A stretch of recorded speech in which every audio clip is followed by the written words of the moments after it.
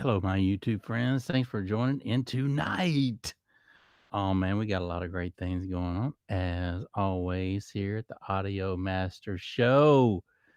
Thank you guys so much for hanging out with me, man. We got some cool things happening, and I wanted to talk about something tonight that was really cool. Uh, the mystery package. The chase is on. Driver won't stop, man. Oh, it gets even better. It gets even better. So, I have a subscriber that wanted to send me a package. Um, anyway, he says, I think you're going to like this package, man. It's really, really cool. And let me know, try it out and see what you think. And I think you ought to try it out in your studio. So I'm like, okay, cool, man. Great, great, great. So I have a tracking number, it's a legit thing. And so Friday, I get a text and the people say your package will be delivered around 10 o'clock. So this is 10 o'clock. Well, I'm here until 10. And then right at 10, it says it'll be there at 11. So that I'm waiting from 10 to 11. And then 11 comes around. And then it says it'll be here at 12 in the afternoon. So it's getting around lunchtime. Okay. So I'm like, okay, well, maybe I'll just make me something here. So 12 comes around. And then I get another text that says, well, it'll be 1 o'clock. And then it kept doing this all day long until 8 o'clock Friday. This is Friday. So I was supposed to get the package Friday. Then I get a text and it says, driver made an attempt, but it'll be delivered on the next business day. So this is Friday. So I'm assuming that I'll get it Monday, being that is a business day, and perhaps they didn't work on Saturday. So Saturday comes around. Keep in mind, I'm not here at the house. Saturday comes around, and I get a text. Package is on truck, and delivery should be, I want to say around 1 o'clock. I'm like, okay. So 1 o'clock comes around, and then I get a text saying, okay, well, it's going to be here at 2 o'clock. So keep in mind, I'm staying around here waiting to get this mystery package, man. It's a package. I want to see what's inside of it, right? It's a gift from one of my subscribers. It's legit. I got a tracking code and all that. And so anyway, 2 o'clock comes around, I get a text. You'll be there at 3. Well, at the end of the day, I get a text again from these people, and it's saying that the driver made a second attempt and the business was closed. Well, one, this ain't a business here. And two, so I go to my brother's house and I'm talking to my brother. I said, hey man, did you see the truck come by today? I was supposed to get a package today. And and he says, yeah, I seen him drive by, but he never stopped. He just drove by and then kept driving, turned back around and drove the other way. I was like, you gotta be kidding me.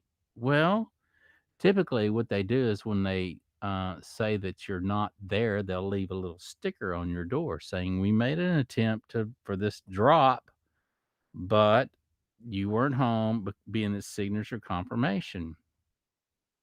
Now, keep in mind, this is Saturday.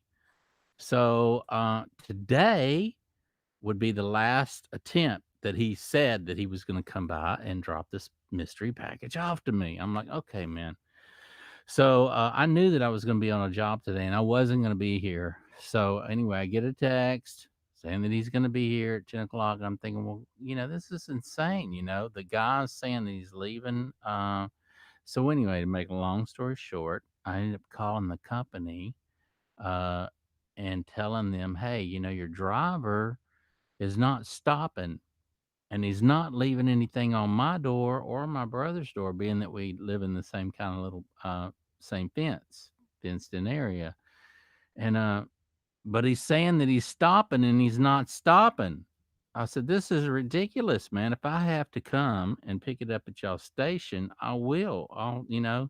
What time does y'all station stay open? When I get off work today, I'll actually go to your place, go to their place and pick it up. What do I need? How late they'll stay open? She said, well, they stay open till 10, and you'll need your an ID, and you'll need your number, your tracking number. I'm like, okay, that sounds cool. So she says, I'll tell you what, there's a Walgreens that's close to you.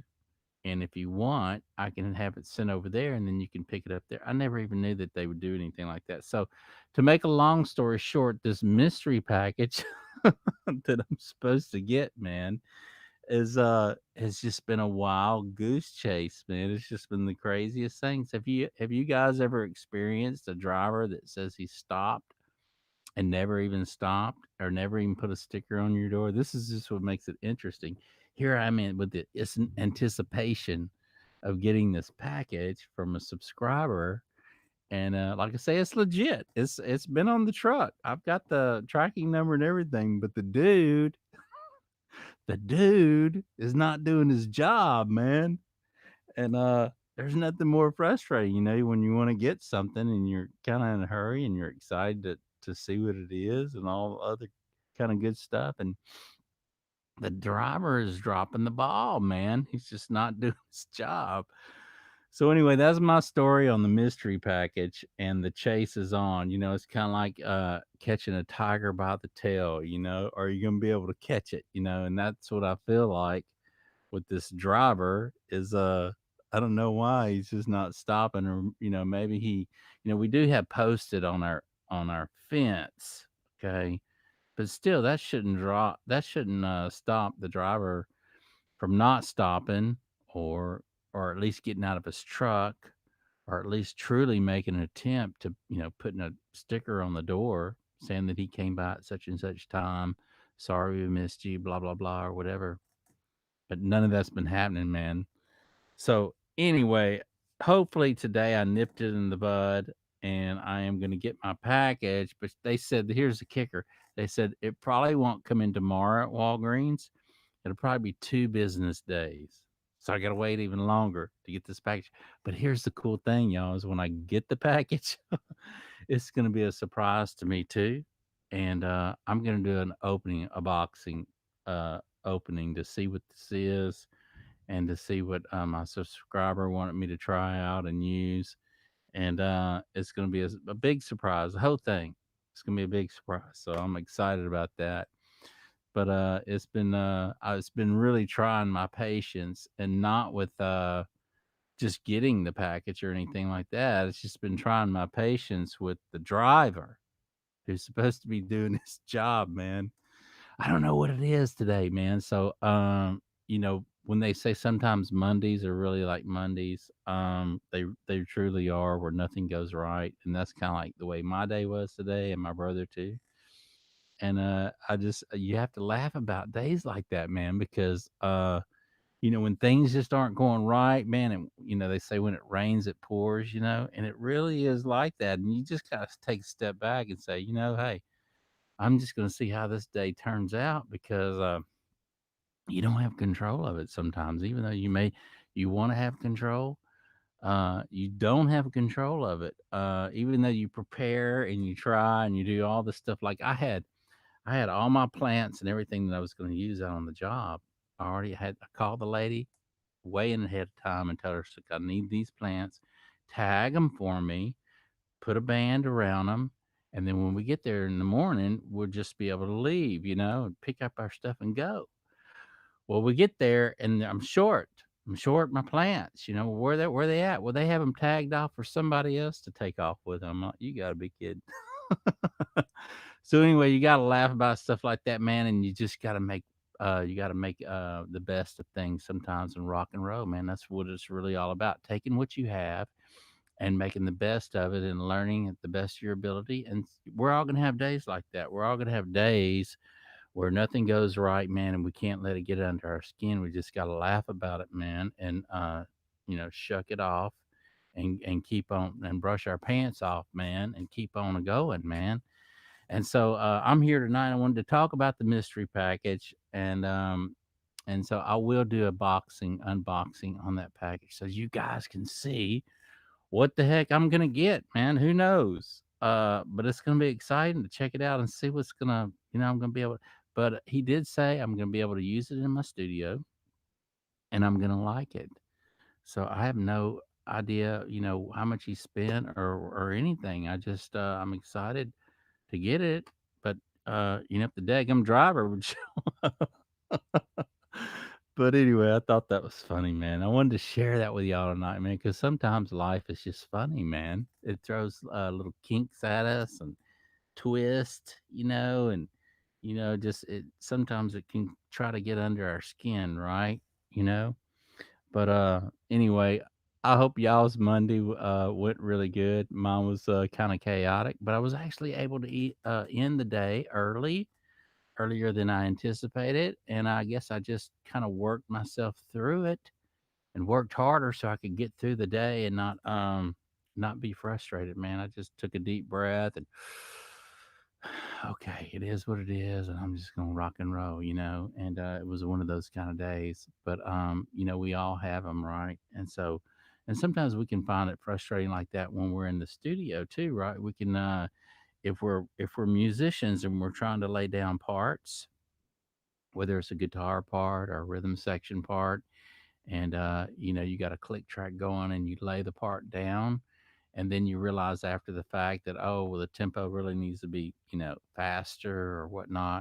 Of course you can change all that stuff, but it's kind of like you're fighting to get these tracks down, when other days you go in the studio and man, you just wham it out and it's a one take thing and you can kind of nail your part. And it's those days that time is on your side, and things are clicking, and it's a good thing. And we don't have those days all the time, but boy, when they happen and we're vibing and we're gelling and we're writing a new song, sometimes like that works with me too. Like I can be writing a song and I'll get to the second verse or the third verse, if there's a third verse that comes around, and talk about writer's block. You can get that writer's block where you're stuck. You've got a first verse, a second verse, you got a pre-chorus and a chorus, and then you want to come back around and tie it all together on that third verse. And you're thumbing for lyrics. You're thumbing for something that doesn't sound, I don't know, kind of quirky or whatnot. And so, anyway, that happens. And then other times when you're in the studio or when you're writing, you can write the song out, just write it out one time, and there's hardly any changes at all. Maybe a word here and there from he to she, or, writing in second person or third person. It's those little things that you have to change to make the song make sense for it to be, to be delivered right. But other than that, man, sometimes you can get in the studio and just wham out a song, and it's like, that was easy. It wasn't. I mean, it was just like that that's the way the song needs to be, and there really isn't any other changes that you need to make. And that's the way our life is too, isn't it? We can plan and we can prepare for things, but sometimes things are like pulling teeth, man. They're just really harder than they should be, even though we made a strict plan of how we're going to go about our day and organize our day and how we're going to go about doing things. And it's those days that don't jive with us that's, going out of the way of out of the norm, is the days that we kind of like really need to, you know, suck it up and keep going and try to do our best. But man, I tell you what, I appreciate each and every one of you, man, that's joining in. As always, here at the Audio Master Show, it is such a cool thing, man. We've got a lot of things going on, and we do have the Facebook group I wanted to tell you about. If you haven't joined our Facebook group, you need to, man. It's going to be rocking and rolling. I'm going to be doing interviews on engineers, producers, musicians, and everybody's going to come together, and we're actually going to do, I'm creating this hub. You can go to Audio Master on your Facebook group and hang out with us, and we're going to be posting things on new music, things like that. And it's going to be really, really cool to hear other people's stories as to how they got in the music business and what they're doing. Hang on a second. I got to get me a sip of this tea, man.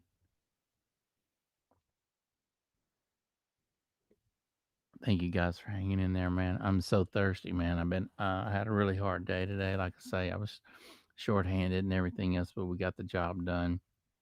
I just had to work a little harder to get her going. I was actually short one guy, and then the other guy said he needed to leave at noon. So that put just me and another guy on the job, and it was a lot of stress just trying to get her done.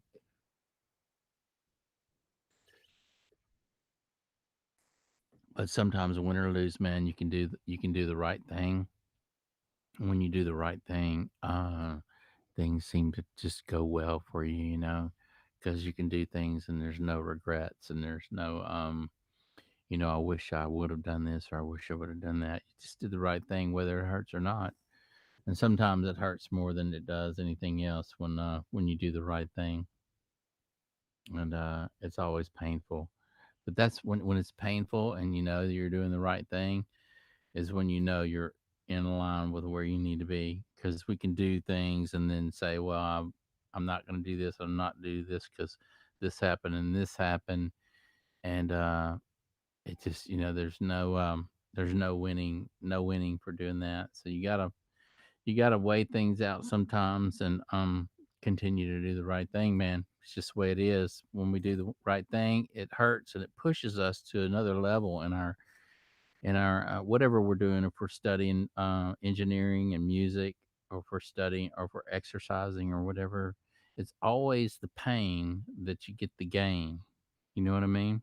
And if we don't go through the pain, then we'll never get the gain. So with no pain, there is no gain. And that is the way it is with anything that we do in life, whether it's business, recording, mixing, tracking, guitar, whatever. You got to go through the pain to get the gain, man.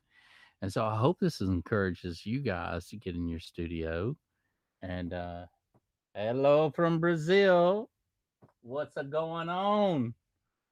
How are you, man? How's it going in Brazil, man? We are here in Texas, and we just we're doing what we can to keep on rocking and rolling, man, in the recording studio. That's what we do over here, man. How are you? Oh man, it's great. I'm talking about the mystery package tonight. If you missed out on that, man, I've been chasing the driver around for 3 days, and it's just been fun. So anyway, you need to hang back in with us when the package gets in. I'm gonna actually, because I don't know what it is either, man. It's some kind of recording gear that I had a subscriber send me, and it's a legit thing.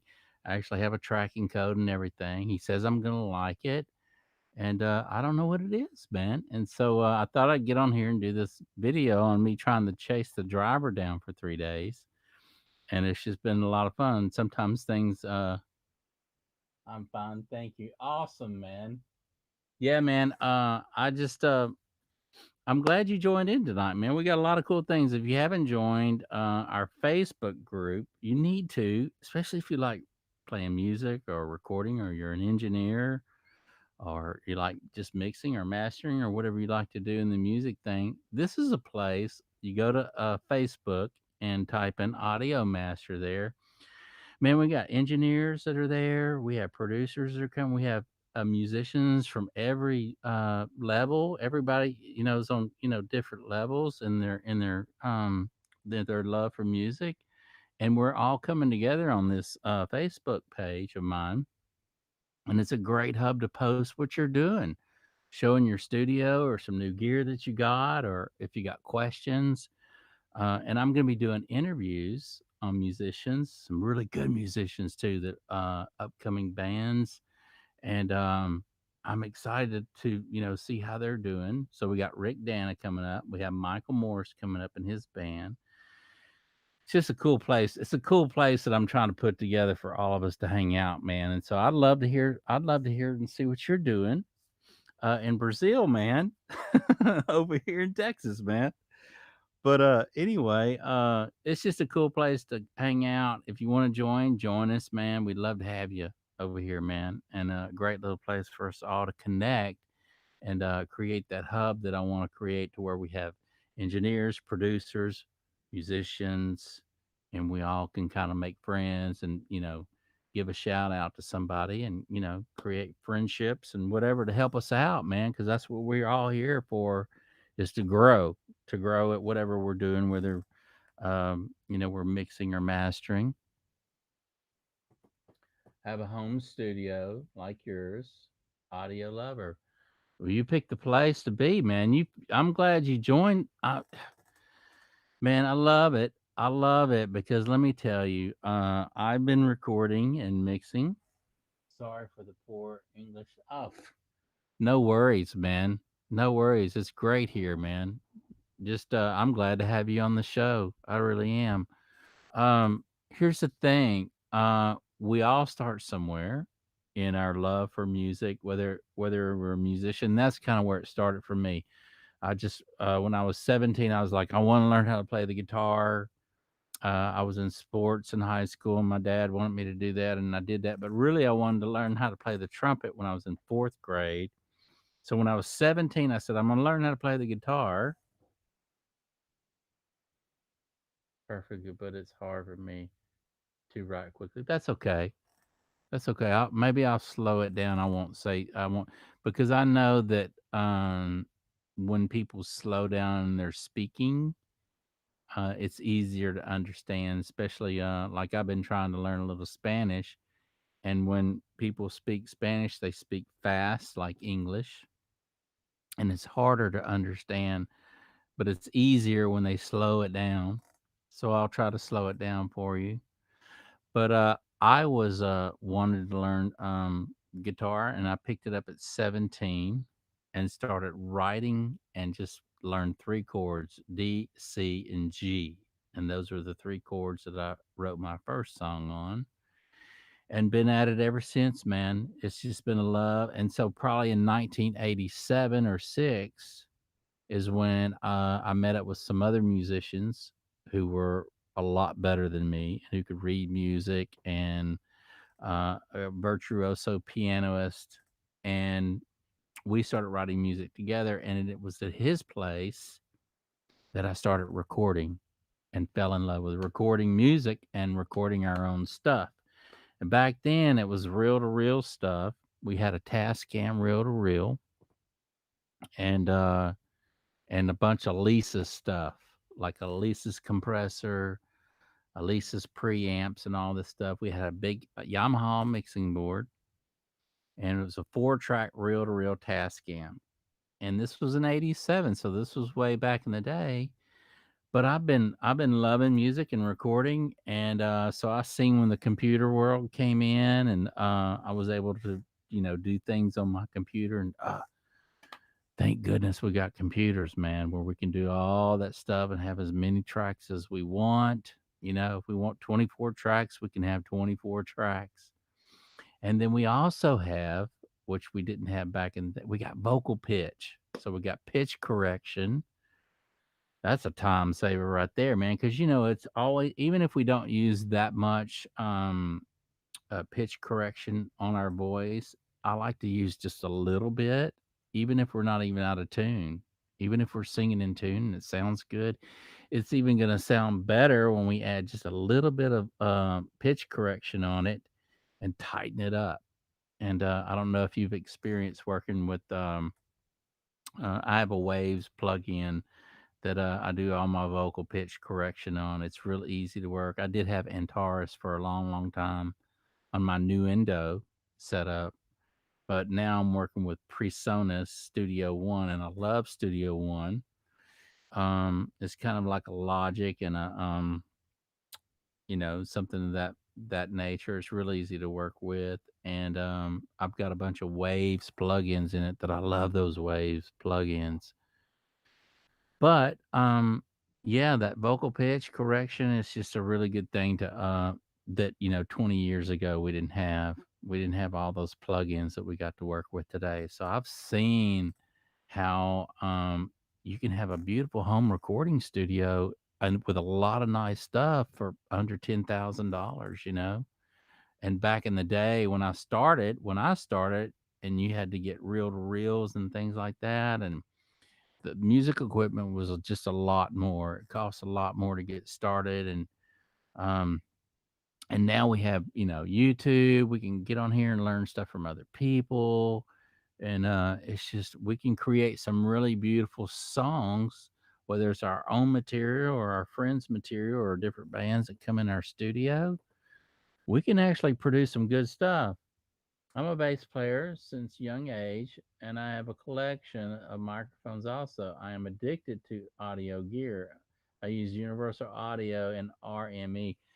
You know what? Let me tell you something. I am too. I'm addicted to microphones, and and at one time I had just about every vintage microphone, all your Electro-Voice and Turner microphones from the 30s up. And I love microphones. That's just they're like trophies to me.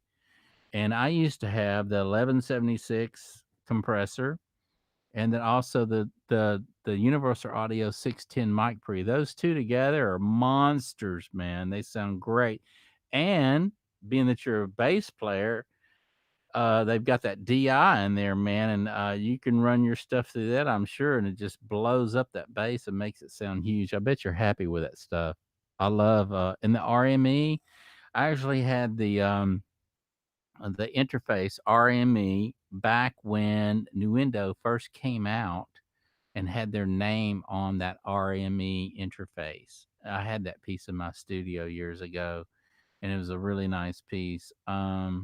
Sounded really, really good.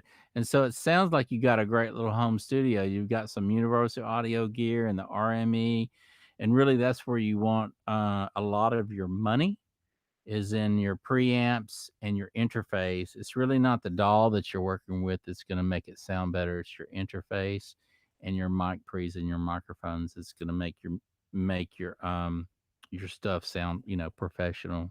And I'm sure it does. If you got that RME and the universal audio stuff, you're doing good. You got a good studio going on, man. Keep it up, man. Keep up. Here's another pre that you can add to your arsenal if you really want to. I love the universal audio stuff. I do. I really do. It's got that big, fat, warm sound to it and chunky. But here's the thing: when I first got my first or listened to my first 1073, it was a friend of mine's. He had a Neve 1073 that mic pre, and I was actually able to sing through his mic pre with a Neumann U87. Okay. And I really, really, really love the way that 1073 sounded. I was like, I got to get me a 1073 in my studio because it just has that realism and clarity to it like no other mic pre. The only thing that comes close to that 1073 that I could want to get my hands on or use would be anything that Avalon makes. Avalon makes some seriously killer gear, man. And when you use their Avalon stuff, all those switches and knobs and stuff, it's like click, click, click. It's like you got some nice gear when you holding some Avalon stuff. So Avalon, I like Avalon, Universal Audio, Neve 1073. Those are some great pre's, man. And here's the thing: if you've got three great mic pre's, you're doing good. And I wanted to say something else. Another compressor that I really loved in my studio. I don't have it now, man. I had to start all over. And anyway, I had the Universal. I'm not Universal. I did have that, but I had the Distressor by Empirical Labs. That Distressor compressor is amazing, man. It is a really, really. It's kind of like the Swiss Army knife of all compressors. Oh, you had the Avalon. Oh my. Oh wow. You had the 737. Yeah. Did you like? I bet you like that, huh? It sounds so clean, man, doesn't it? Ah, I know. Oh no, I know, I know. That's that was the channel strip, right? That had the mic pre, the compressor, and the EQ on it. Is that the same? Is that the one that I'm thinking of? The 737? I know there's one where it has that linked in there where you got the mic pre, the compressor, and the EQ on it as well. I'm not sure if it was the 737. But Avalon makes some great stuff. They really do. And but that distressor, man, that distressor compressor, wow, man. talk about dial in a bunch of different compressors, man. When I first got that thing, the manual says to today I saw a clone of the 1073, very cheap and good reviews. Yeah, was that the warm audio? Because that's the one I have here. I have the warm audio and it sounds really, really good. My thing is with warm audio is that sounds great, but I don't know how long it's gonna last, you know? It just doesn't feel like that's right. That's right. Channel strip. Yeah, okay. That's what I was thinking. The 737 was a channel strip. Um, but heavy as all get out. I bet. It seems like even their half rack mount stuff was just super super heavy. I want to say that twin that they've got a nice pre and DI where you half of it you can run tube and the other half you can run solid state. Isn't warm audio? Is Chinese good reviews? Oh, okay. It's not warm audio you're thinking about. Who makes the 1073 that you're thinking about getting or looking at? Because I opened up the WA2A, which supposedly mimics the LA2A, and I got to look at the inside of it. And the potentiometers, man, they're not big potentiometers; they're the little bitty potentiometers. And the wiring, I thought, well, could have been a little fatter, a little thicker wire from point to point or whatever. It just looked like I don't know. So we're gonna see. I'm gonna see how long it lasts. If I can get 3 years out of it, I guess for the money, that's not bad. But it sounds good, and I've listened to it up next to some other stuff. So I just bought it that 1073 clone today, very cheap. Action Action is the brand. Oh, I've never heard of that brand. I've never heard of them. Where did you purchase that at? Did you purchase that through what company did you because I've never heard of that brand. Uh there's a few big places around here that you can actually get stuff. There's Sweetwater. I want to say that's in Indiana, and then there's Musician Friend, and there's 123 Music, which I think is the same company. There's Guitar Center um, around here that you can get some high end equipment, but I don't think I've ever heard of that company right there. Um, the warm audio stuff, like I say, it sounds good, but I don't know how long it's going to last me. I do have a bunch of great microphones that I love tracking with. Oh, AliExpress. I've never heard of them. I've never heard of that company. Of course, you're in Brazil, so I mean, I'm not gonna hear of these companies that sell audio gear over there. But yeah, it's interesting. I wonder, do they sell warm audio stuff over there? Can you get warm audio stuff through this company right here? I don't know. I don't even know how far some of this gear, is shipped out or whatever. But I know it's always good to buy good gear. Let me know how this 1073 works out for you, man. And what microphone are you actually gonna? I'm assuming you're gonna run your vocals through this 1073. What microphone are you actually gonna use on it? I'm sure any mic you put on it's gonna sound better when you run that 1073. When you put that 1073 on it, it's gonna sound better, man. It's gonna open it up. That mic's gonna have a clarity that you probably haven't heard before. So I'm sure those condenser mics, if you're doing any vocal tracks with the condenser mics, man, they really blow it up. This right here is the AKG not AKG, AK-47 by Telefunken, and it's really my go-to singing condenser microphone that I love singing pop stuff through. Man, just sounds amazing. Now, if I'm going to do anything heavier than that, it's going to be, with rock guitar. Yeah, that SM7B. Okay, well, that's what I'm talking through right here. The SM7B. And as you know, this microphone sounds great for a dynamic microphone. It just sounds great. I love this mic. I actually have this one right here also that I've been this is another good one, man. It's the RA20. It's been around 100 years, you know. Telefunken 47 is a dream mic for me. Oh, and let me tell you, man.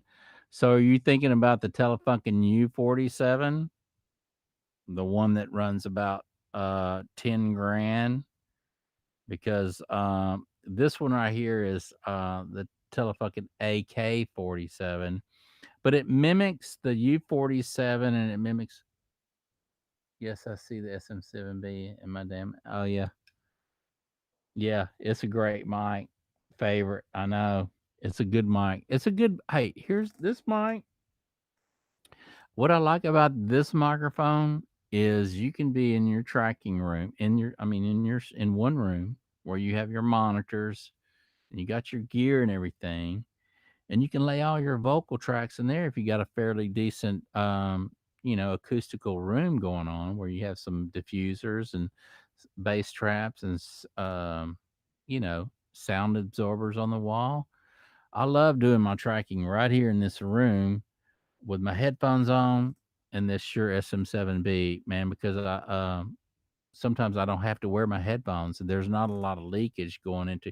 Now the condenser microphone, I can't do it. I actually have to have it in another room because this condenser microphone picks up everything.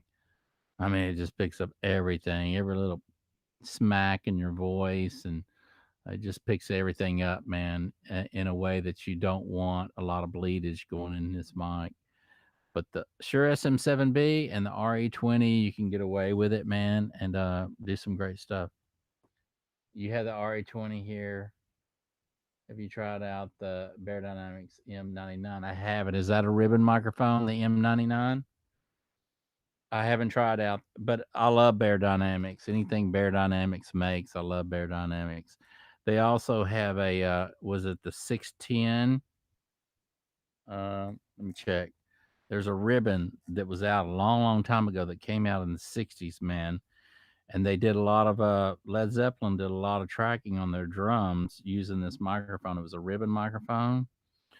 And but I have not tried out the M99. You like dynamic microphones. If you like dynamic microphones, you really ought to try to seek out some of those old Electro-Voice dynamic microphones if they're in good working order, and you can find a lot of them on eBay. And if you find a good seller, you can find some really good ones. There's a famous Jim Morrison. What is it? The 676 microphone that he loves singing in. Hey, Steven, what's going on, man? How are you doing, man? How was your trip? The M160. Thank you. That's it. The M160. I was trying to think of that, but it has the big snow cone type head on it, man. It's elongated, and it seems like I read some articles in Mix magazine in the 90s where they were in this castle or whatever, and the engineer set the drums up downstairs. He had one microphone, that Bear Dynamics, over the center of the kit, and I'm sure he had some other microphones here and there and up the stairs and wherever. But they did some great stuff with that mic, man. And here's the thing: I've never sang through that microphone, but I bet you it sounds good. I bet you that mic singing through that ribbon, that M160, probably doesn't sound bad, especially like if you're singing off axis, where you're singing across the diaphragm, I mean the ribbon this way, where you're not right in front of it, where you're gonna blow it out or anything. But man, I know, man, those great microphones, man, that's been around a long, long time, and through some great preamps. To the love, man. You know, I like the M160 on the guitar cabs. Oh wow. Yeah, yeah. You know what? I bet you that does sound good. and that's not close miking, is it? What do you? How far are you away from that cab, Stephen? Are you a foot away, 2 foot away? How far are you away miking it? Because there's three mics. A lot of us like to use three mics on a speaker cap. A 57, a dynamic microphone, and then a condenser microphone, and then a ribbon microphone. I've done some really cool stuff pulling that ribbon. It was actually the R88 by AEA. I had one of those, and that thing, man, Steven, that thing just sounded great, man. But here's the thing with that mic. I would either set it 5 foot up in the air, about 5 feet away from the kit, and I did some great stuff like that, putting it right in front of the kit. And then I had one in the kick. I had the what was it, the D12, the old vintage D12 on the kick, and I want to say I had a 57 on the top of the snare. And the room wasn't Stephen, probably, I don't know, 12 by 12, 12 by 11, whatever standard. And I did have diffusers in there. I did have bass traps and everything in there. Man, dude, I got those drums, man. I had a really good drummer that came over, and he was just rapping that, tearing it up, man. And I was running through. I want to say I had that ribbon going through the 610 mic pre and either the 1176 or the distressor. Uh, I had it going through there, slamming it, man. And oh my gosh, man, it sounded like John Bonham was in the room playing. It was insane. Couldn't believe how good it sounded, man. But that M160, I've always been wanting to get that mic, man. It's kind of like one of those things where you see it and you think, I want to get it. And then, you see something else that, that's been around a long time and it's tried and proved and you want it. And then you end up, instead of buying this, you buy that. So I've never gotten the M160, but you know what? Now that you put it in my mind again, I might end up getting it because, I've got the R44 back here. And I love this mic. Oh man, it's just the crooning mic from. I love it, man. But here's the thing, man. It takes a lot of gain to run it, just like the SM7B. You got to really crank it up there, at least around 58 or 60 dB to get it to, open up. And but here's the thing, man. I want to do some tracks with this, and I can't wait to get in here and start doing some stuff with it, man. But I've been reading about that M160 for a long, long time, man. I really have, Steven. Right up close on the cab, no problem. It can handle it. It's dual ribbon mic. Oh wow, I wouldn't have thought that. So it can handle that ribbon. It doesn't stretch that ribbon, huh? Wow. Well, I guess so, man. I mean, if they put it right over a drum kit. Yeah, man. I bet that thing sounds wonderful, man. I bet it does. Um, and I want to say they came out with that mic in the early '60s. Look, anytime they got a mic like that, y'all know, anytime they're still producing, coming and using the mic like the 57, the 58, the SM81, anytime they're using microphones throughout all this time since we were kids, uh, or even before we were born, it's the real deal. It's the good stuff, man. And it's like these good Sennheisers, the 421. Do you have the 421, Steven? That's a good drum mic, man. I've been people, been using that mic for a long, long time too, man. Great mics. But I like the pencil mics for overheads. I really do. I like that XY thing going on. Um, Especially like if you got a big kit, and you got a drummer with a lot of toms and he likes to do that rush stuff back in the day where he's actually going around the toms and playing all the toms. You can kind of get some really cool stuff going on to where it's panned and you hear where it goes from one side to the other. It reminds me of that old show. What was it? Hawaii 5 They'd start out that show with drums and I don't know. There was just a lot of percussion in the first part of that theme song on Hawaii. It was the old one years ago, and it showed those guys out there racing on those boats or whatever. And but it reminded me of that, man. Where you get that stereo pan. from right to left, going across the stereo field. You know what, guys? I want to tell you something, man. And y'all know because y'all sit behind y'all's monitors and y'all mix music a long time and many hours. And I want to tell you something. You see this phone right here, man? Look, I've got the RA20 on it, but this phone right here, this phone, most people listen to music on the iPhone. And I love my iPhone. You know, it's you can internet, text, you can do everything on your iPhone. It's just a great thing. Y'all know it really is how far we've advanced with technology and all that. But golly, man, why are we? I wish they need to either I don't know, put two speakers in it, something. I don't know where we can get some kind of stereo feel going on, man, where we can listen to our music in stereo. You know, do listen to your mix in mono. Of course, we always want to check our mixes in mono because that's imperative that we do so because everybody's listening to it on this.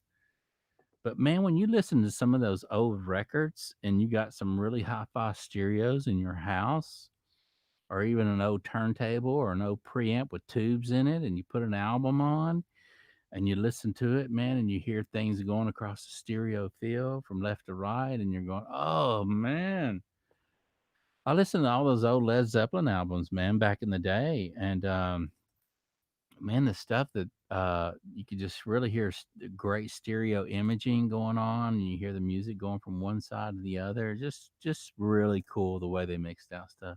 Yes, I have the 4MD 421 U5s. I use them on the toms and electric guitars all the time. I know, wow, the 421 sound good, don't they, man? I know they've been out forever too, man. And I love doing that. I love looking at what other people are doing in the studio, especially the greats like Al Schmidt and people like that, Andy Wallace, and you know those guys, man, that really mixed out some great stuff back in the day.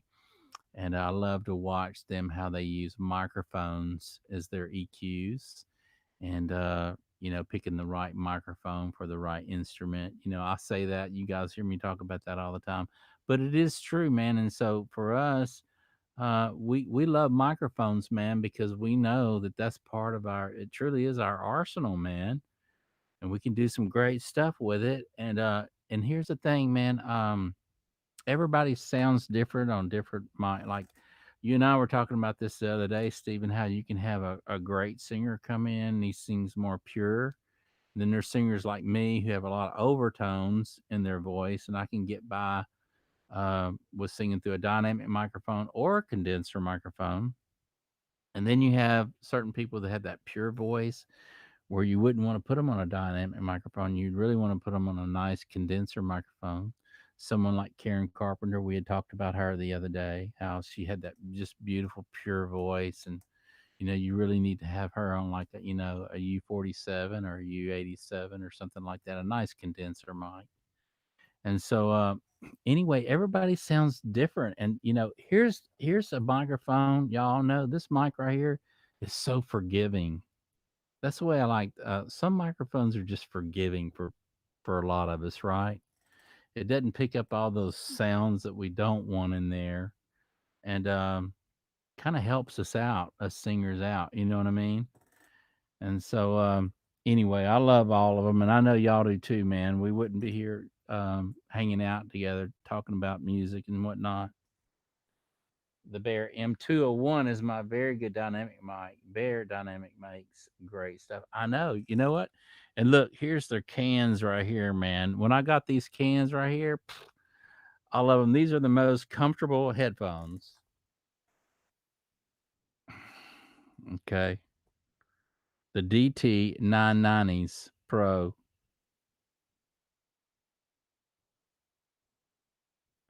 I've had these cans probably about 8 years now, and they still sound great, and they're so comfortable, man. But they make some great stuff, don't they? And Sennheiser does too. Sennheiser makes some great stuff.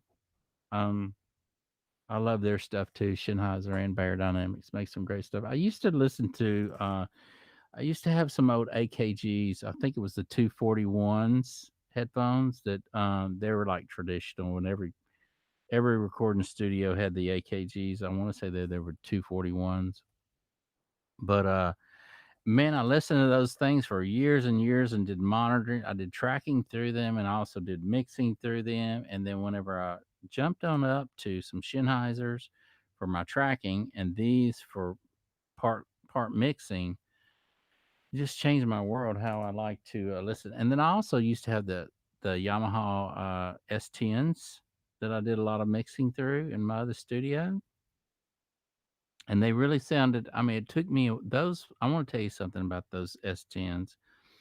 That took me a long time, y'all, to either get used to the way they translate it on other devices.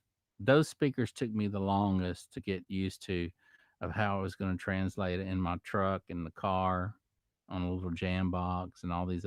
So it really took me a long time to get to know how they acted and uh, and to know how they work. Now, this pre-Sona stuff, man. After a mix or two, I can pretty much get it know a good balance how it sounds. And these Atoms, I really like the Atoms. They're not high end monitors, but I think it all gets down to knowing your monitors and how they translate on other devices. And that's why our ears are the most important thing that we have is our ears, and we need to be able to trust what we're hearing. Right? You just subscribe to the channel. Oh, wow, you weren't subscribed. Oh, with Steve, cool. Yeah, Steve's got some great stuff, man. Steve's awesome. He's got some really good gear too. You're gonna like his channel, man. You're gonna like Steve. See, I'm thank you for doing that, and thank you for sharing that you did that, man. Because that's what we're all here to help, hang out with one another and support one another, man. We need support. We need more support in this world we're in, right? You know, we need good encouragement and good support, man. That's what we need. We need more of it. KRKs. Yeah, those KRKs are bad to the bone too. My son loves the KRKs. He does. He mixes with he uses Logic. He loves Logic. And I was gonna go that way because I mixed through my doll was Nuendo. I started when it was like 2.0, worked my way up to 6.5, and I said, I want to learn a different DAW. And then I was reading on Presonus stuff and how they took the best of Cubase, which I was already familiar with, and the best of Logic and made and married the two together. I've been digging it, man. It's really easy to navigate around it. It's really easy. I love it. But anyway, my son was like, "Dad, you really need to do the Logic thing." I'm digging the Logic, and he does some cool stuff. And yeah, yeah, yeah, yeah. Well, thank you for Steve. If he doesn't hear you, I'm saying I'm giving you a thank you for doing that. But anyway, he likes Logic, man, and I'm like, well, here's the thing with Logic. I have to put it on my Logic is only friendly, or is only you can only use Logic with Mac. And I do have a Mac. That's what I'm actually videoing. This live stream right here is on a Mac that I actually have Nuendo 6.5 on. But I wanted to steer away from the Mac, man. I did Logic for years, then switched back to Pro Tools. Yeah. Oh wow. Did you like Logic? My son loves Logic, man. And you know what? He can do some really fast stuff with samples and MIDI, and before you know it, he's got a song up and going. He actually lives in Conroe, Texas, and he's doing real good over there. He works for a pipeline company over there, and anyway, he invites me over there to come hang out with him, man. And I go in his little studio, and it's not much. I end up giving my S10s to him. He loves the S10s, and anyway, he mixes on lot. I mean, within 30 minutes, he's got a song rocking and rolling. I do like the Logic. He does too. He does too, Steve. He loves that Logic, man. He just like, and I can be in the room in the studio with him and go get walk out of the room to the kitchen and go get something to drink and a snack or whatever and come back in, he's already got some stuff, man, that's, killing it, man, sounding great. And he's good with using their tools on the I want to say he's Melodyne. Maybe that's what comes with Logic. I'm not sure. Melodyne on the vocal pitch. But he can actually lay down a vocal track and within minutes, man, have it tuned up, just sounded great, and actually do the harmonies too. So he'll do a vocal track and then he'll do another track and maybe detune it a little bit, down or up, and create that nice thick harmony thing going on. He does that with Logic, and he's fast, man. I'm proud of him. I am. I was in the studio when he was just a little kid. He was, I don't know, maybe 6 or 7. He'd come in the studio, and I'd be in there, man, and working in the studio. And he always wanted to be pushing on them faders and hanging out in the studio with Dad. It was a really cool thing. And now he's got his own thing going on, man, in his own little studio. It's just a neat, y'all know, man, it's the neatest thing in the world, man, when you can download what you know in someone else and watch them grow. And that I'm going to be doing an interview, Stephen, on a guy named Michael Morris. I posted what his band did. I can't think of the name of the band, but you can go to the Facebook group and see Michael Morris and listen to one of his songs he just did. But this kid was like 17 years old, and I was mentoring to this guy, and now look at him. I mean, it's just amazing whenever you see people advance and love music like us. It's just a thing, man. Us musicians and engineers, we can connect in a way that a lot of people just don't understand, man. They don't understand. It's an ever-ending love, right? It seems to be geared toward MIDI and virtual instruments, but you can do everything on it, just like Pro Tools DAW software. It's like studio monitors. You get it, you learn it, and they work. Yeah, no kidding. Great, great information there, Steve. That you're 100%, you're 100% right, man. You hit the bullseye on that one, dude. Um, and that's what he does with MIDI. He loves working with MIDI and then changing the instruments from one thing to something different, and he just keeps on elaborating on that and changing things up and doing all kind of stuff.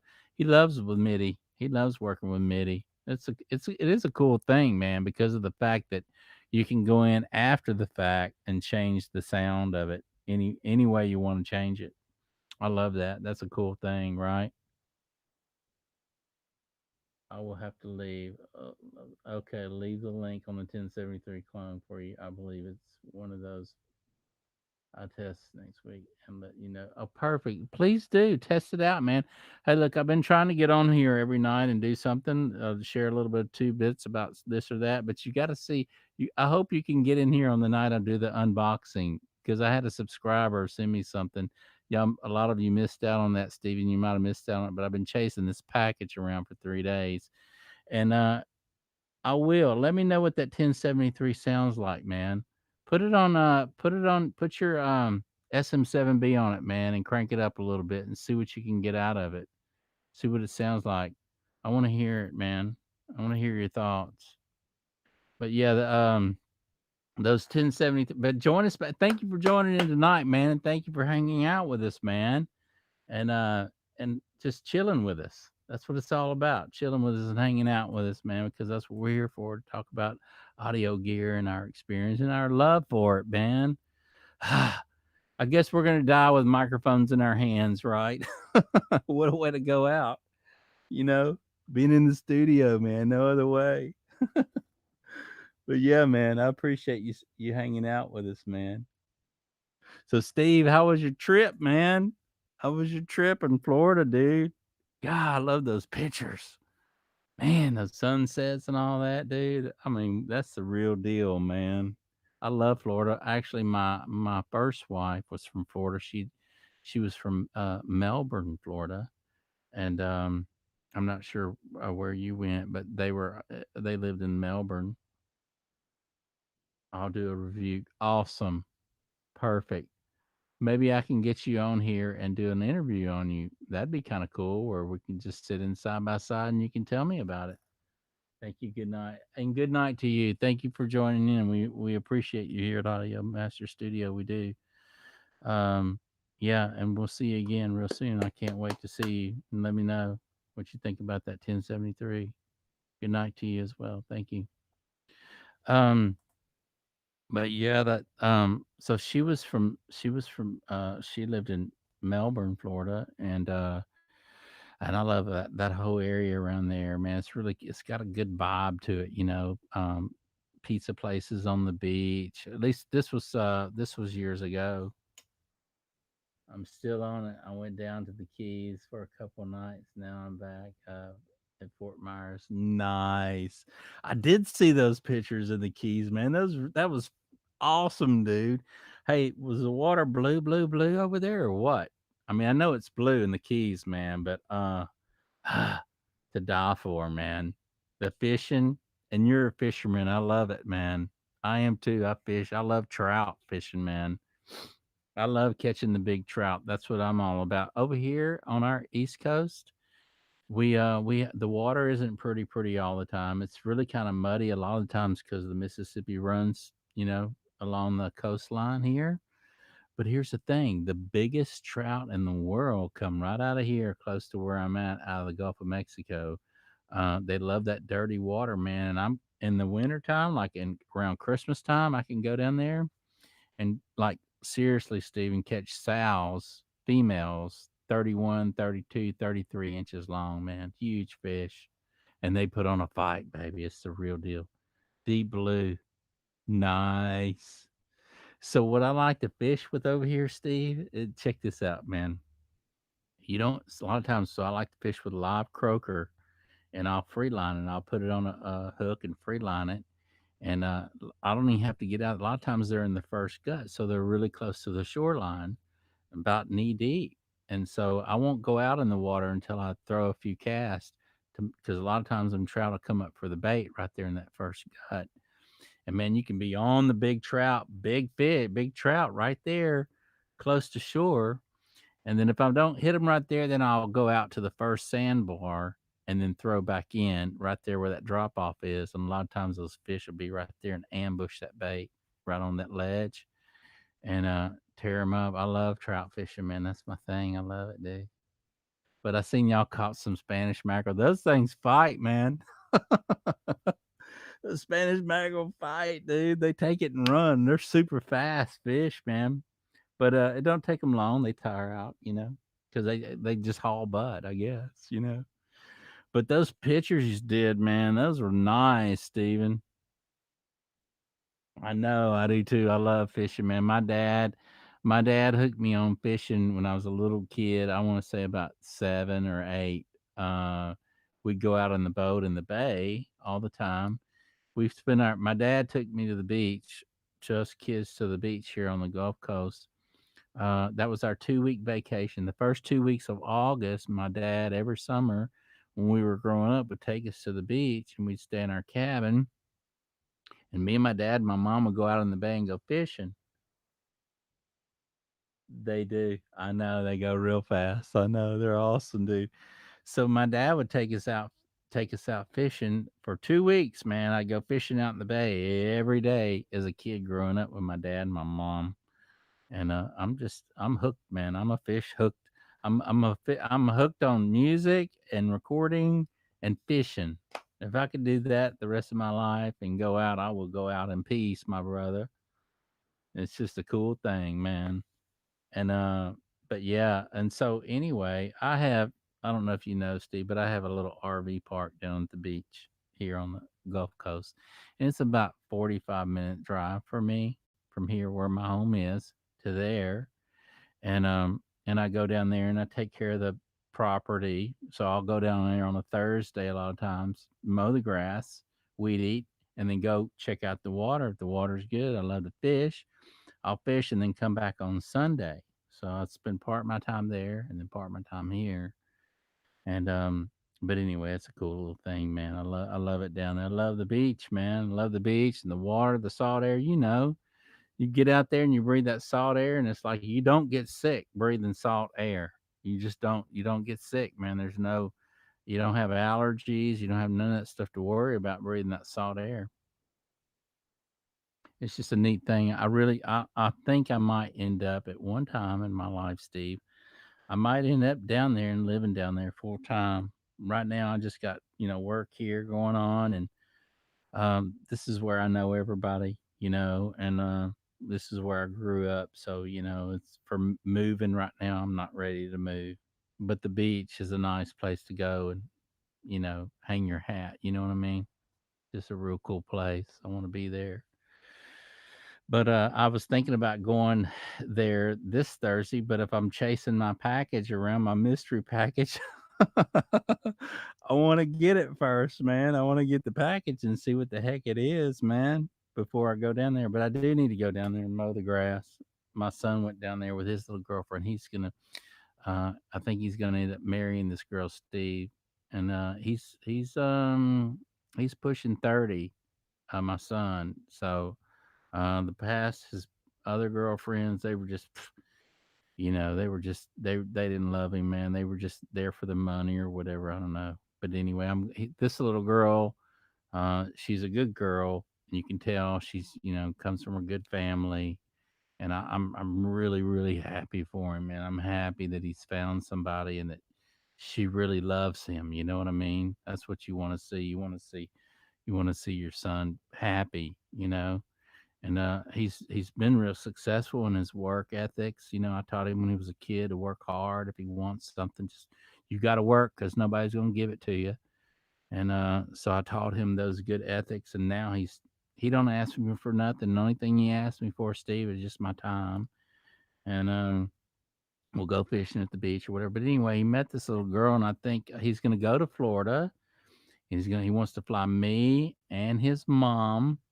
Uh, and her parents to Florida, and he's going to propose to her on the beach, and then we're all going to come out, walk out after the fact. So I don't know. He's wanting to do that in June. That's going to be cool, huh? In Florida, you know what I mean? Anyway, so I'm excited for him. But yeah, man, let me know how it goes, man. Keep sending those pictures. And hey, look, Steve, when you get back, man, I got a shirt for you. I got a shirt for you. and and I want to send you one, and you ain't got to give me nothing, man. I got this first run really to give out to my subscribers, people who subscribe, people who hang out on here just like you, man. And so it's a love of mine, and when you get back, send me your address. I'm gonna send you one, and I want to do a show with you, man. Get you on here, and get we just hang out just like this. We just hang out and talk music stuff. Let everybody hear us talk music stuff. There's a lot of people joining that are musicians that are local here, and some are they aren't advanced or whatever. But I think it's a great thing for everybody, because if you love music and you love recording and mixing, it's really just all about learning. It's the journey that we're all on, and what a neat thing. That's what it's all about, man. Great to hear. Yeah, it really is. It's a love, man. It's embedded in our blood. And I don't look at anybody less or that I'm more than them. You know what I mean? Because and if there's something that I know, I want to say, hey, man, you can do it, and encourage them and just stay with it. Here's the thing, and Steve, it's a life learning experience for us. And here's the best thing about it, man. It's the journey, man. It's all the things that we learn along the way, and the people we come across and meet that have the same compassion and love for what we do and understand. It just don't get any better than that, my friend. It don't. And so these people that are just joining the group, and whether they're just playing their guitar or just learning three chords or whatever, it doesn't matter, man. Start somewhere, do what you love, and just keep never. And here's the thing about it all, Steve. Never give up, never stop. If you don't stop, you hadn't lost a thing, man. You always keep winning as long as you keep going. And that's what it's all about, growing and getting better and better and better. And it's just a learning journey, isn't it? Beautiful thing. But thank you, Steve. I appreciate you joining in. Let me know when you get back, man. Come hang out with me if you want to hang out with me tomorrow night and you're not doing anything. I am going to go get me some dinner tonight, and I hope you do the same, man. Eat all that good stuff in Florida, man. They got some great stuff. I don't know if you guys eating on the beach, man, but that whatever you were showing me that drink was, wow. That thing looked like I could drink two of those at least, man. That thing looked good, man. But anyway, come hang out with me tomorrow night, Steve. You're not doing anything, man. I appreciate it. And you know what, guys? If you haven't joined the Facebook group, join it. Go to your group section, type in Audio Master. Come hang out with us, man. It's gonna be a great journey for all of us to learn and be with our friends, man. We're all in this together, man. And I appreciate each and every one of you. Y'all are all important to me. Thank y'all. And we will see you tomorrow night. Good night, you guys.